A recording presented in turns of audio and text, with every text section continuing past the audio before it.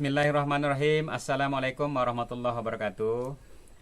Para petani panili seluruh Indonesia, saya akan memperkenalkan teknik budidaya panili ala Sapariyadi di pekarangan atau lahan sempit.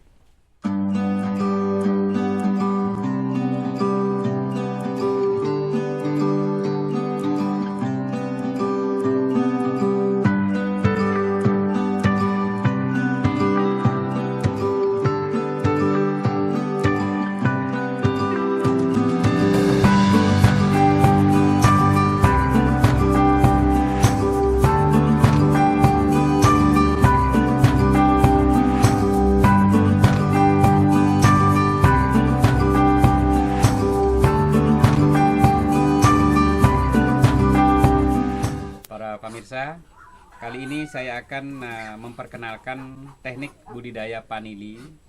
Budidaya panili itu ada dua cara, ada yang konvensional dan juga ada yang modern. Jadi yang konvensional itu ini sudah lama sekali dibudidaya oleh petani-petani, khususnya di perkebunan, kemudian di hutan. Itu yang dikatakan dengan petani panili yang konvensional. Petani konvensional itu biasanya dia menanam di pohon, baik pohon gamal, kemudian pohon boro, dan pohon-pohon yang lain. Kemudian yang kedua adalah petani panili modern. Petani panili modern ini ada dua, ada yang menggunakan greenhouse dan ada yang menggunakan yang semi modern. Yang semi modern ini, kebetulan ini yang saya lakukan, dia memakai tajar mati. Jadi dalam istilah panili itu ada dua tajar, ada tajar hidup, ada tajar mati. Yang konvensional biasanya pakai tajar hidup berupa pepohonan-pepohonan. Yang memakai tajar mati ini adalah memakai beton. Beton ini terdiri dari paralon. Jadi ada yang paralon 2N, paralon 3N dan 4N. Kalau paralon 2N itu maka bibitnya ada dua. Kalau yang memakai paralon 3N, bibitnya ada 3. Yang memakai paralon 4N, maka bibitnya ada 4. Paralon yang memakai paralon yang 3N, ini dibungkus dengan ijuk. Jadi dibungkus dengan ijuk. Nah, kenapa ini yang kita pakai? Karena latar belakang dalam budidaya panili ini adalah memanfaatkan lahan pekarangan dan lahan sempit. Lahan-lahan pekarangan yang tidak ditanam atau yang mati itu bisa dimanfaatkan dengan budidaya panili ala semi modern yang memakai bahan paralon.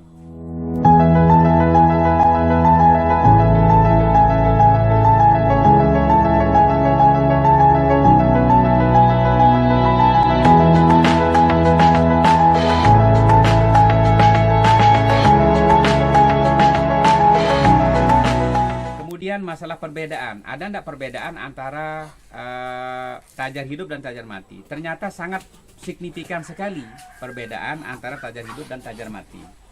Perbedaannya itu adalah 70% dan 30%. Masalah pertumbuhan bibit ataupun pohon panili. Kalau tajar hidup, ketika kita memberikan pupuk kandang atau kohe, baik kohe kotoran hewan kambing atau kotoran hewan sapi, kotoran ternak lainnya, itu kalau memakai tajar hidup, maka yang tumbuh berkembang itu adalah pohonnya, tajarnya yang subur, bukan panilinya. Tapi kalau tajar mati seperti beton, kemudian paralon, ini kalau diberikan pupuk, maka yang tumbuh berkembang adalah panilinya, bukan tajar.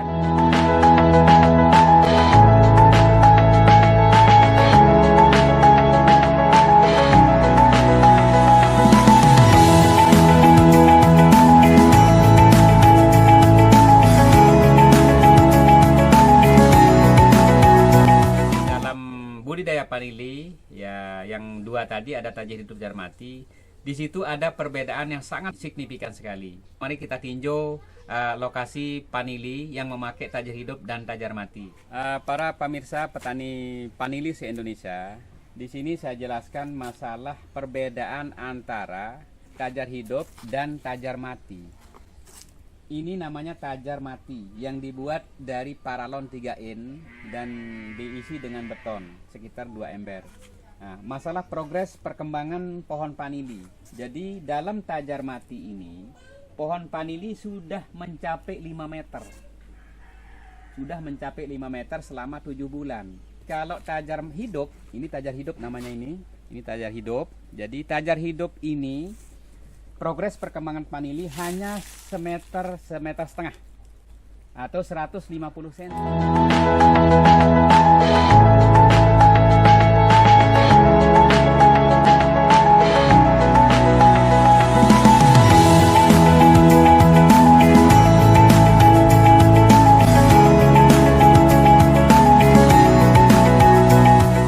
Petani panili seluruh Indonesia. Saya adalah binaan dari Kontak Tani Nelayan Lombok Tengah atau KTNA Kabupaten Lombok Tengah. Panili juga membutuhkan pupuk. Nah, jadi pupuk panili itu adalah direkomendasikan pupuk organik atau sampah organik. Fungsinya sebagai kelembaban tanah, kemudian juga sebagai pupuk. Karena panili ini adalah sangat rentan dengan kontaminasi atau pencemaran. Jadi di sini jangan sampai sampah organik ini dicemari oleh limbah-limbah seperti plastik, karet, dan lain sebagainya. Di sini kalau kita buka sampah organik ini, maka tanahnya masih lembab. Nah, seperti ini pemirsa ini. Jadi ini sangat penting sekali. Nah, seperti kayu-kayu yang sudah lapuk, ini sangat dibutuhkan oleh panili sebagai nutrisi atau makanannya. Nah, dalam budidaya panili tidak boleh memakai pupuk kimia. Nah, kenapa tidak boleh memakai pupuk kimia? Karena sebagai bahan utama makanan, minuman, kemudian parfum dan lain sebagainya.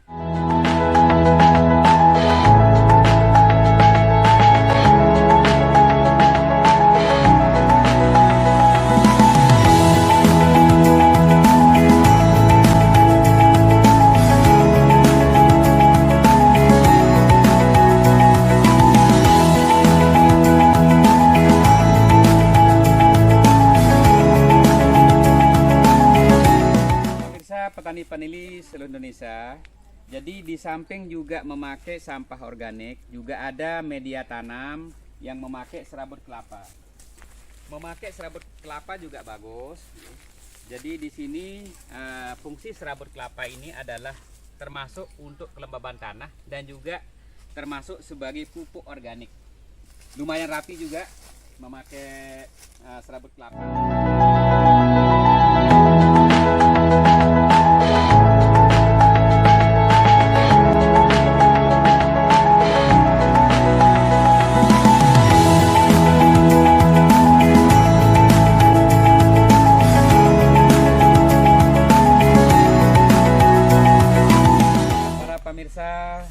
Petani panili seluruh Indonesia, di sini semua memakai tajar mati. Yang memakai tajar mati ini cukup luar biasa perkembangannya, progres daripada tanaman panili, dan tetap medianya adalah media sampah organik. Semoga ini adalah bermanfaat dan marilah kita berinvestasi untuk masa depan anak kita semua.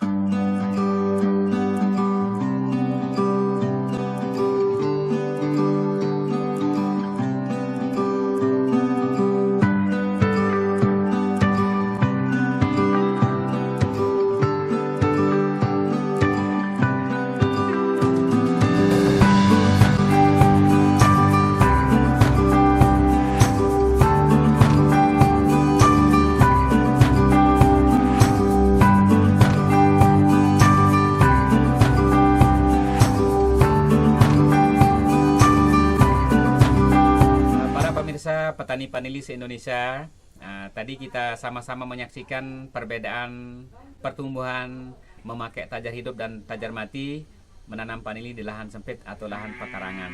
Untuk selanjutnya nanti kita sama-sama saksikan bagaimana persiapan lahan, bagaimana pengolahan tanah, persiapan media, kemudian perawatan panili dan lain sebagainya. Sekian, assalamualaikum warahmatullahi wabarakatuh.